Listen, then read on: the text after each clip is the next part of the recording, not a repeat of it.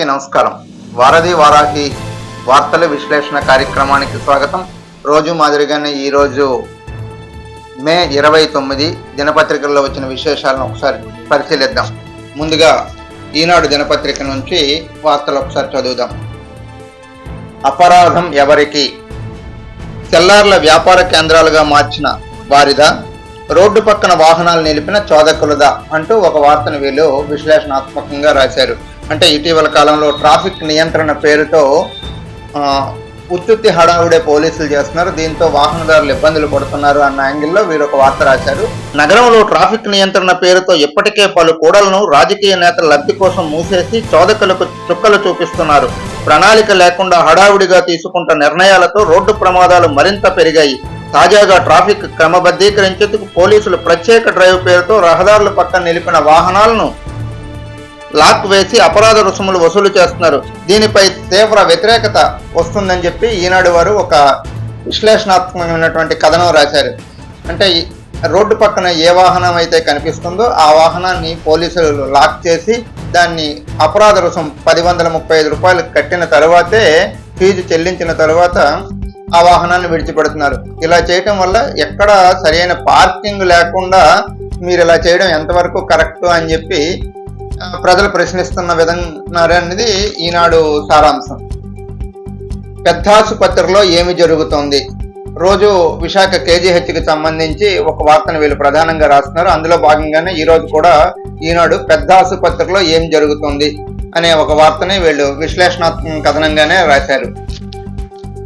ఇప్పటికే 2 అధికారులు surrender, KGH superintendent మార్పు.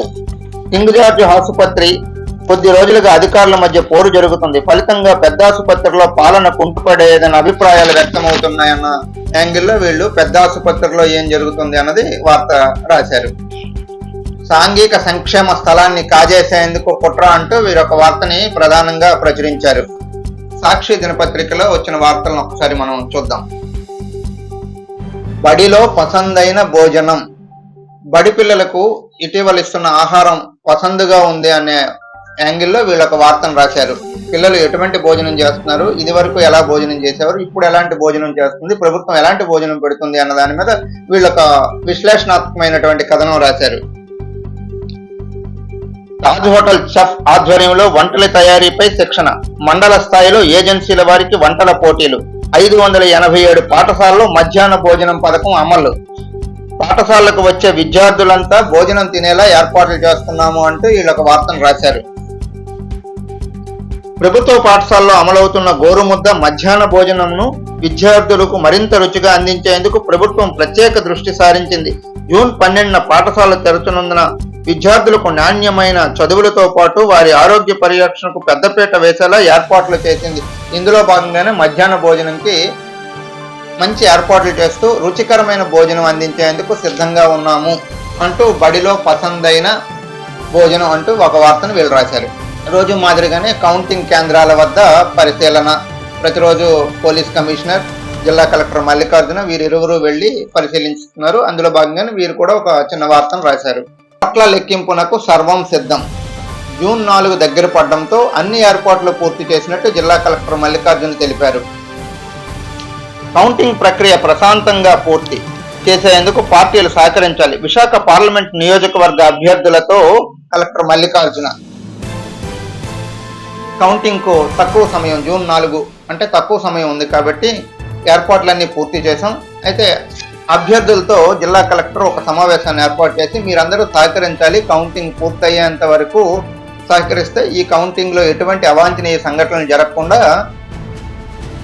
సాఫీగా కౌంటింగ్ జరిగేందుకు మీరు సహకరించాలని జిల్లా కలెక్టర్ వారి సమీక్షా సమావేశంలో ఈ అభిప్రాయాల్ని రాజకీయ నాయకుల దృష్టికి తీసుకువెళ్లారు. అంటే పోటీ చేసే అభ్యర్థుల దృష్టికి తీసుకువెళ్ళినట్టు ఒక వార్తని సర్వం సిద్ధం, అభ్యర్థులు సహకరించాలి అంటూ ఒక వార్తని ప్రధానంగా సాక్షి దినపత్రిక రాశారు.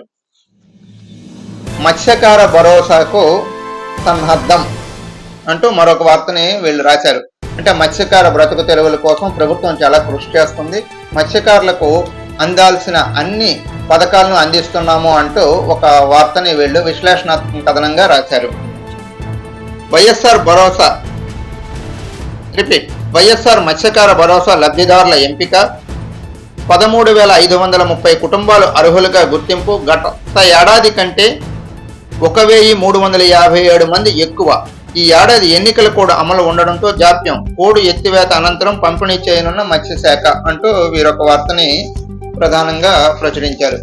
ఇక ఆంధ్రజ్యోతి విషయానికి వస్తే,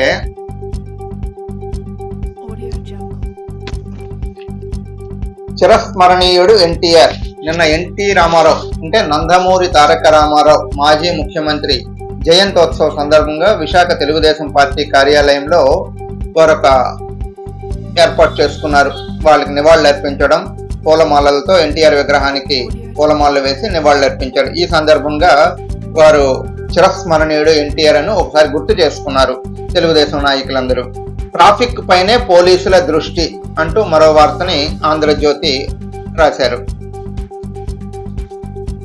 నగరంలో ట్రాఫిక్ సమస్య పరిష్కారంపై పోలీసుల దృష్టి సారించారు. రోడ్లపై ఎక్కడికక్కడ వాహనాలు పార్కింగ్ చేయడంతో రాకపోకల ఇబ్బంది ఎదురవుతున్నారు. వాహనదారులు ఎన్నిసార్లు హెచ్చరించినా మార్పు కనిపించడం లేదు. దీంతో రాంగ్ పార్కింగ్ చేస్తే వీల్ లాక్ చేసి జరిమానా విధించాలని పోలీసు అధికారులు నిర్ణయించారు. దీనికోసం ప్రత్యేక డ్రైవులకు శ్రీకారం చుట్టారు అంటూ ఒక వార్తని వీళ్ళు ప్రధానంగా రాశారు. ఇందాక వేరే దినపత్రికలో వచ్చిన వార్త ఇది సైమల్టేనియస్ గా ఒకటే.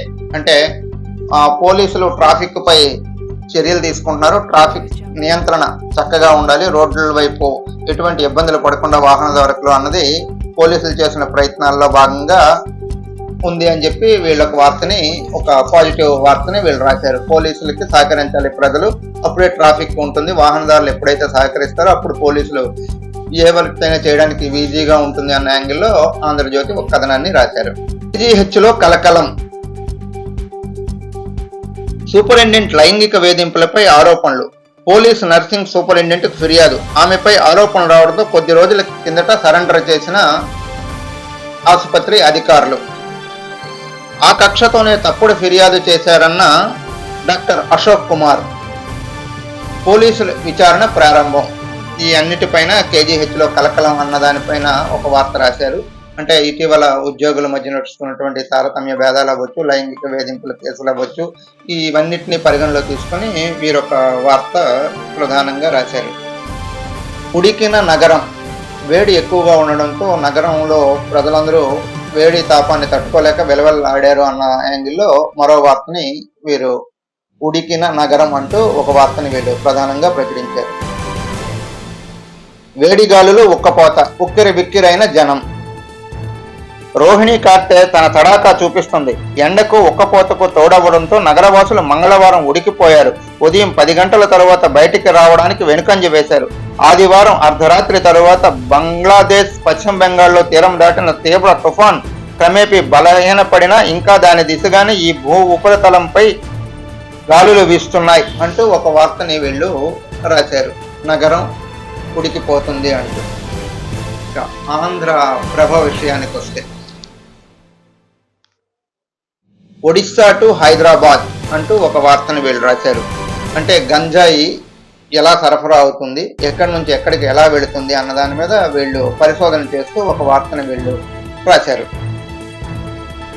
ఏఓబి సరిహద్దుల్లో గంజాయి కొనుగోలు, ఆపై తరలింపు, కొరవడిన నిఘాతో యథేచ్ఛగా గంజాయి అక్రమాలు అంటూ ఒక వార్తను వీళ్ళు ప్రధానంగా ప్రచురించారు. అధిక ఉష్ణోగ్రతతో ఉక్కిరి బిక్కిరి, అదే నిన్న ఎండవేడికి అన్ని దినపత్రికల మాదిరిగానే ఆంధ్రప్రభ కూడా ఒక వార్తని ఎండవేడి గురించి ఒక వార్త రాశారు. ఇక 28 రోజుల్లో 2.60 కోట్లు శ్రీ వరహాలక్ష్మి నరసింహస్వామి ఆదాయం అంటూ ఒక ప్రధాన వార్తని టాప్ లో రాశారు. శ్రీ వరహాలక్ష్మి నరసింహస్వామి భక్తులు సమర్పించే కానుకల ద్వారా పెద్ద మొత్తంలో ఆదాయం లభించింది. ఆలయ ఈవో సింఘాల శ్రీనివాసమూర్తి ఆధ్వర్యంలో అధికారులు, స్వచ్ఛంద సంస్థలు మంగళవారం హుండీ తెరిచి భక్తులకు సమర్పించిన కానుకలు లెక్కించారు. ఈవో శ్రీనివాసమూర్తి ఆధ్వర్యంలో హుండీ లెక్కింపు కార్యక్రమం జరిగింది. ఈ కార్యక్రమంతో డబ్బులన్నీ లెక్కబెడితే వచ్చిన కానుకలు, శ్రీ వరహాలక్ష్మి నరసింహస్వామికి వేసిన కానుకలు అన్ని ఒక దగ్గరకు పోగు చేసి పూడిక చేయగా, అంటే నెల రోజులు డబ్బులు లెక్క చేయగా 2.60 కోట్లు వచ్చినట్టు ఆంధ్రప్రభ ప్రధానంగా ఈ వార్తను ప్రకటించింది. చూసారుగా, ఇప్పటి వరకు వార్తల విశ్లేషణ కార్యక్రమం.